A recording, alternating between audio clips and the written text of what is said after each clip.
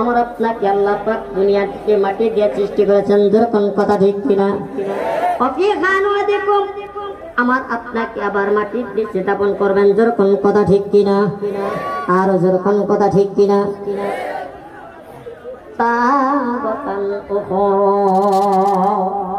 আমার আপনাকে কি করবেন? কাল কিয়ামতের দিন আমার আপনাকে আবার জীবিত করে উঠাইবেন, যেরকম কথা ঠিক কিনা? ইমানদার মুসলমান, গভীর মনোযোগ দিয়ে শুনবেন।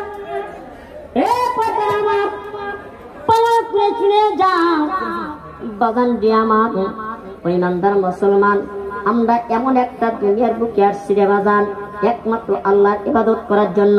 আল্লাহ পাক আমার আপনাকে দুনিয়ার বুকে সৃষ্টি করেছেন মানুষের জন্য, নির্যাতন করার জন্য না, যেরকম কথা ঠিক কিনা? মানুষের পিটানোর জন্য না, মানুষের আয়না ঘরে ধরার জন্য না, যেরকম কথা ঠিক কিনা?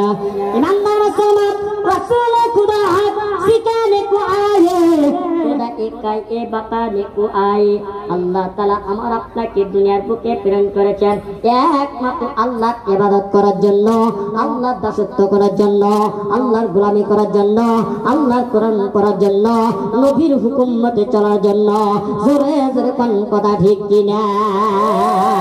ওই ইমানদার মুসলমান, গভীর মনোযোগ দিয়ে শুনবেন। আল্লাহ রাব্বুল আলামিন কোরআনের ভিতরে জানিয়ে দেয়, একটু গভীর মনোযোগ দিয়ে শুনবেন রে বাজান। হয়তো কোরআনটা শুনে আপনার অত্যন্ত মজা লাগবে। বাজান রে, আমাকে একটু অল্প সময় একটু সময় দিবেন। ও বাজান, কেউ ওঠাবাটা করবেন না, একটু হলেও আমাকে একটু সময় দিবেন। ইমানদার মুসলমান,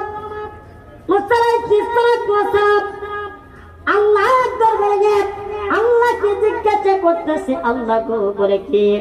আল্লাহ, আপনার সাথে একটু কথা বলতে চাই।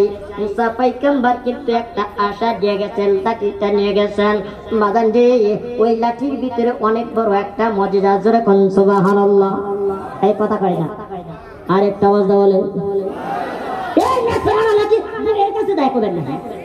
হ্যাঁ, কষ্ট কয় না রে, কষ্ট কয় না।